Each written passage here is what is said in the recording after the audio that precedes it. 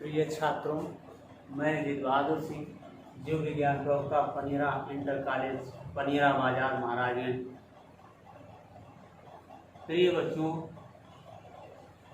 मैं आज आप लोगों को इस चैनल के माध्यम से कक्षा 11 के जीव विज्ञान विषय के जीव जगत का वर्गीकरण लेसन के विषय में अध्ययन करवाएंगे। प्रिय बच्चों, यह चैनल आप लोगों को इसलिए अध्ययन का एक रास्ता बनाया गया है जिससे आपका पठन पाठन बाधित न हो। प्रिय बच्चों, हम आपको कक्षा 11 जीव विज्ञान अर्थात बायोलॉजी विषय के जीव जगत का वर्गीकरण, जीव जगत का वर्गीकरण नामक सेकेंड लेसन का अध्ययन करवाने जा रहे हैं। प्रिय बच्चों, इसे क्लासिफिकेशन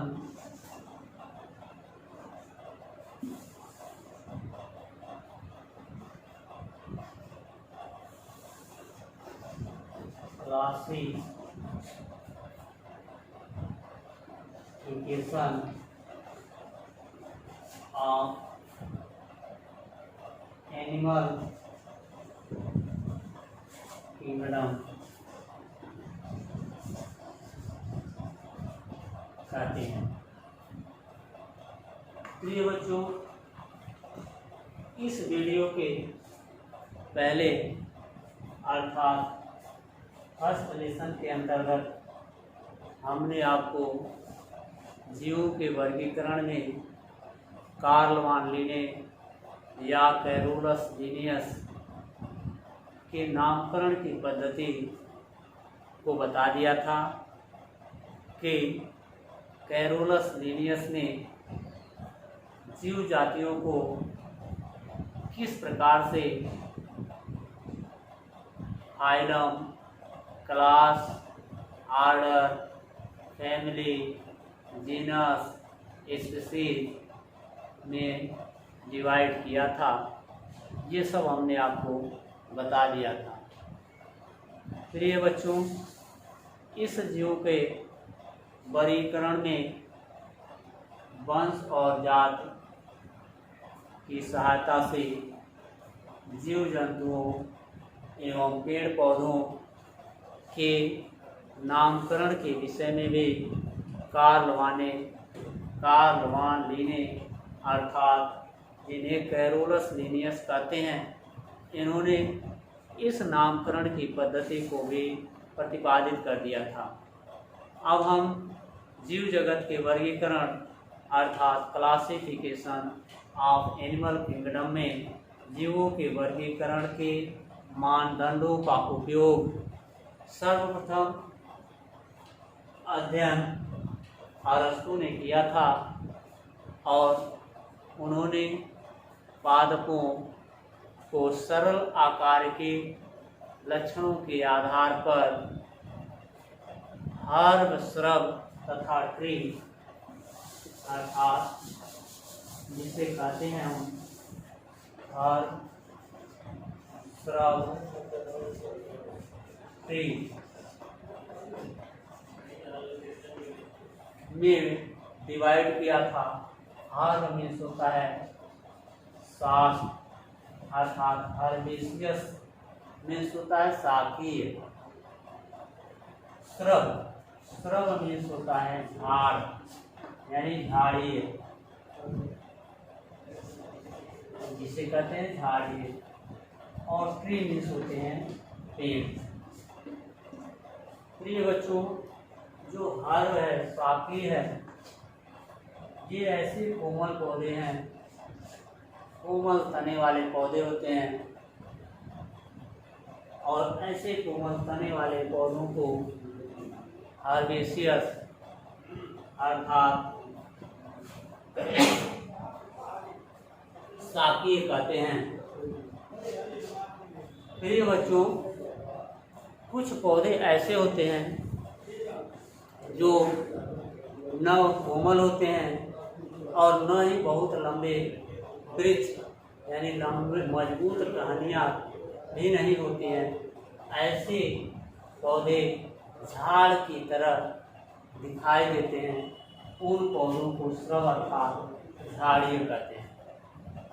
प्रिय बच्चों, कुछ पौधे ऐसे होते हैं जो बहुत मोटे मजबूत तने वाले होते हैं, जिनसे हमें इमारती लकड़ी प्राप्त होती है, वो पौधे ट्री अर्थात पेड़ कहलाते हैं। प्रिय बच्चों, ये अरस्तु ने पादपों को सरल आकार की लक्षणों के आधार पर हर श्रव तथा ट्री जिसे साप, झाड़ तथा पेड़ आदि में वर्गीकृत किया था, जबकि उन्होंने प्राणियों का वर्गीकरण लाल रक्त की उपस्थिति एवं अनुपस्थिति के आधार पर किया था। प्रिय बच्चों, लाल रक्त की उपस्थिति तथा अनुपस्थिति, जैसे लाल रक्त जिन्हें हम RBC, WBC और ब्लड प्लेटलेट्स कहते हैं, इस RBC, WBC और ब्लड प्लेटलेट्स के आधार पर हम उसे लाल रुधिर कणिकाओं तथा इन लाल रुधिर कणिकाओं की उपस्थिति तथा अनुपस्थिति के आधार पर भी अध्ययन कर सकते हैं। प्रिय बच्चों, ये RBC जिन्हें हम लाल रुधिर कणिकाएं कहते हैं, इसमें हीमोग्लोबिन नामक रंजक पिगमेंट पाया जाता है, और इस रंजक पिगमेंट के कारण ये रुधिर लाल दिखाई देता है। प्रिय बच्चों, ये जो WBC है, जिसे वाइट ब्लड कॉर्पस्कल्स, श्वेत रुधिर कणिकाएं कहते हैं, इसमें यह हीमोग्लोबिन नहीं पाया जाता है, इसमें ये वाइट ब्लड होते हैं। RBC का जीवन काल 120 दिन तथा WBC का जीवन काल 5 से 6 दिन तथा ब्लड प्लेटलेट्स का जीवन काल 10 से 12 दिन होता है। प्रिय बच्चों, अब लीनियस के काल में सभी पादपों एवं प्राणियों के वर्गीकरण के लिए एक द्विजगत पद्धति विकसित की गई थी, जिसमें उन्होंने उसे क्रमशः 2 जगत में वर्गीकृत किया था। पहला जगत उन्होंने जंतु जगत को यानी किंगडम को उन्होंने क्रमशः 2 वर्गों में विभाजित किया था। पहला वर्ग उन्होंने जंतु जगत नाम दिया, जिसे एनिमल किंगडम कहते हैं। दूसरा नाम पादप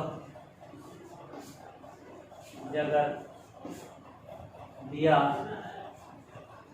जिसे प्लांट किंगडम कहते हैं। प्रिय बच्चों, ये जो किंगडम है, जगत है, यह जंतु जगत तथा पादप जगत दो भागों में डिवाइड है। इस एनिमल किंगडम में, इस जंतु जगत में हम जीव जंतुओं का अध्ययन करते हैं और पादप जगत में, प्लांट किंगडम में सभी पादपों का अध्ययन करते हैं। प्रिय बच्चों, इस जंतु जगत के जीव विषम कोशी तथा यूकैरियोटिक होते हैं। विषम कोशी तथा यूकैरियोटिक होते हैं। यूकैरियोटिक, प्रिय बच्चों, यूकैरियोटिक का मतलब होता है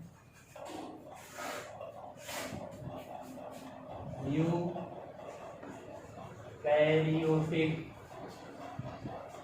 दो शब्दों से मिलकर बना है, you plus karyotic. You means होता है ट्रू, सत्य,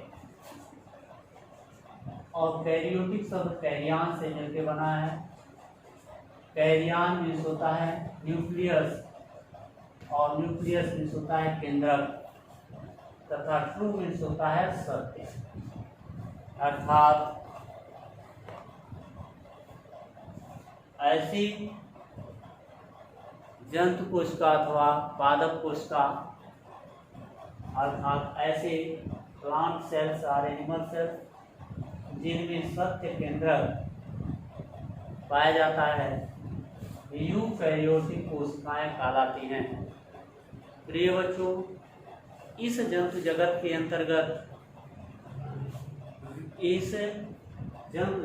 अंतर्गत, विषम कोशी तथा यूकैरियोटिक जंतु आते हैं जो बहुकोशिकीय होते हैं और उनकी कोशिका में कोशिका भित्ति नहीं पाई जाती है, तथा ये भोजन के लिए प्रत्यक्ष एवं परोक्ष रूप से पेड़ पौधों पर ही निर्भर रहते हैं।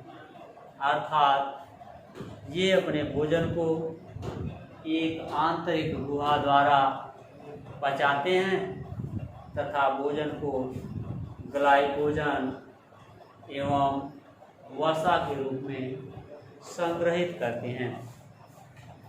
प्रिय बच्चों, यह यूकैरियोटिक के विषय में आपने जान लिया। एक होता है प्रोकैरियोटिक।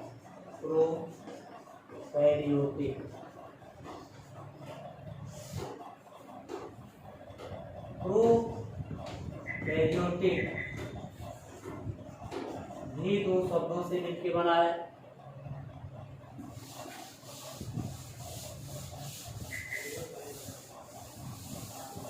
प्रोकैरियोटिक भी दो शब्दों से मिलकर बना है। पहला pro plus karyotic. Pro means होता है प्रिमिटिव और कैरियोटिक शब्द कैरियान से मिलकर बना है। प्रिमिटिव मीन्स होता है आदि और कैरियान मीन्स होता है न्यूक्लियस, और न्यूक्लियस मीन्स होता है केंद्रक। आदि मीन्स होता है असत्य। प्रिय बच्चों, ऐसे प्लांट सेल्स और एनिमल सेल्स यानी कि जंतु कोशिका अथवा वनस्पति कोशिका जिनमें असत्य केंद्रक पाया जाता है, उस कोशिका को प्रोकैरियोटिक कोशिका कहते हैं। अब हम आपको इस जंतु जगत में अध्ययन करा दिए। प्रिय बच्चों, अब प्लांट किंगडम, पादप जगत की बारी आती है। सेकेंड पार्ट पादप जगत, जिसे हम प्लांट किंगडम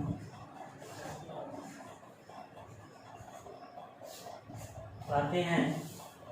यह प्लांट किंगडम, इसके अंतर्गत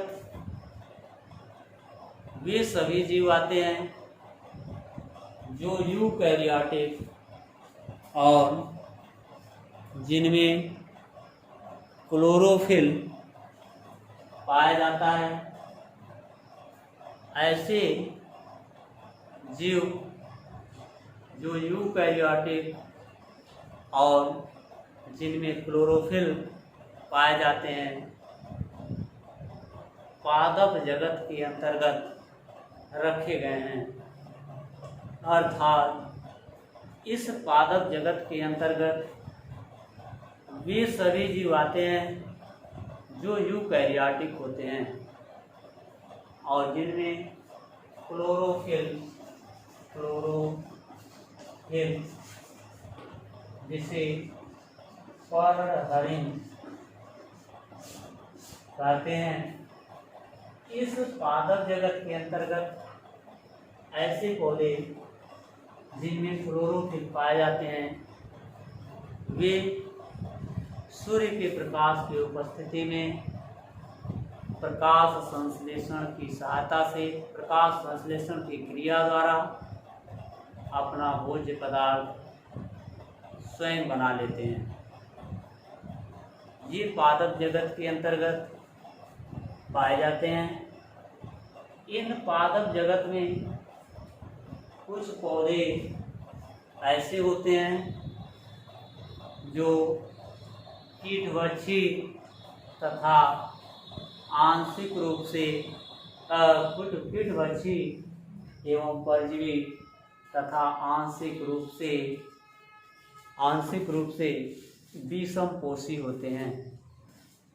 इन कीटभक्षी पौधों में जैसे ड्रोसेरा है, वीनस फ्लावर पौधे हैं जो ऐसे स्थानों पर उगते हैं जहाँ मृदा में नाइट्रोजन की कमी होती है। ये वीनस फ्लावर ट्रिप पौधे अर्थात इसे घटपर्णी पौधे भी कहते हैं। इन पौधों में हलक में एक कलश पाया जाता है और ये पौधे ऐसे स्थानों पर उगते हैं कि जहाँ मृदा में नाइट्रोजन की कमी होती है और नाइट्रोजन की पूर्ति करने के लिए इन पौधों के घट यानी कलश के ढक्कन, जैसे ही पौधे में नाइट्रोजन की कमी होती है वैसे ही इस घट के फलक खुल जाते हैं और इस घट में एक तरल चिपचिपा पदार्थ भरा होता है और इसमें सेंटेड पदार्थ होते हैं। जैसे ही इसके ढक्कन खुल जाते हैं, सेंटेड पदार्थ इधर उधर बिखर जाते हैं और कुछ कीट पतंगे इन सेंटेड पदार्थों की तरफ आकर्षित होकर इस घट पर आकर के बैठते हैं, जिससे इसके तरल चिपचिपे पदार्थ में चिपक जाते हैं और इसके कलश के ढक्कन बंद हो जाते हैं और ये कीट पतंगे इस कलश में डाइजेस्ट हो जाते हैं अर्थात पचित हो जाते हैं, जिससे ऐसे पौधों में जैसे ड्रोसेरा और इस वीनस फ्लावर घटपर्णी में पौधे में इस प्रकार नाइट्रोजन की पूर्ति हो जाती है। प्रिय बच्चों, इस प्रकार से पादप जगत में जो आंशिक रूप से परजीवी पौधे और विषमपोषी अर्थात परजीवी पौधे, जैसे एग्जाम्पल के तौर पर अमरबेल पौधा है, ये भी परजीवी होता है। अब हम आपको इस पादप जगत में अगला टॉपिक बताएंगे। अगला टॉपिक बताएंगे आर्यस विटेकर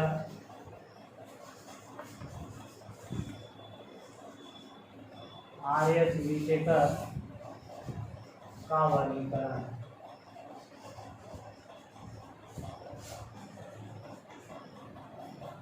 क्लासिफिकेशन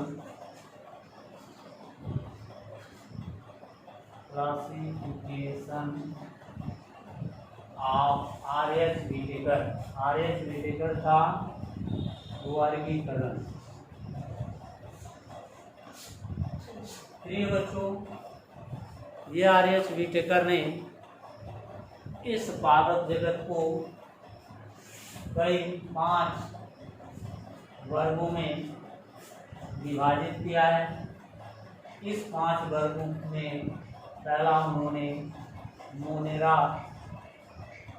नाम दिया, दूसरा प्रोटिस्टा,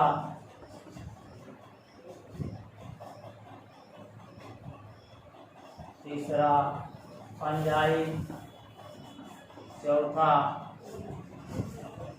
प्लांटी और 5वां एनिमेलिया। अर्थात इसे उन्होंने मोनेरा नाम दिया और इसे प्रोटिस्टा और इसे कवक और इसे पादप और इसको जंतु एनिमेलिया। प्रिय बच्चों, इस मोनेरा के अंतर्गत इन्होंने एक कोशिकीय प्रोकैरियोटिक जीवों का अध्ययन कराया, पादपों का अध्ययन कराया। प्रोटिस्टा के अंतर्गत एक कोशिकीय यूकैरियोटिक जीवों का अध्ययन कराया तथा कवक फंजाई के अंतर्गत इन्होंने कवक जैसे अगेकस, मार्गेला, मशरूम इत्यादि जो है टॉफू का अध्ययन किया तथा प्लांटी पादप जगत के अंतर्गत विभिन्न प्रकार के एल्गी, शैवालों, प्लांट्स, पादपों का अध्ययन किया तथा जंतु जगत एनिमल किंगडम के अंतर्गत इन्होंने विभिन्न प्रकार के जीव जंतुओं का अध्ययन किया। प्रिय बच्चों, आज के इस वीडियो में हमने आर्यस विटेकर के वर्गीकरण का अध्ययन करवा दिया। अब अगला टॉपिक्स नेक्स्ट वीडियो में पढ़ाएंगे।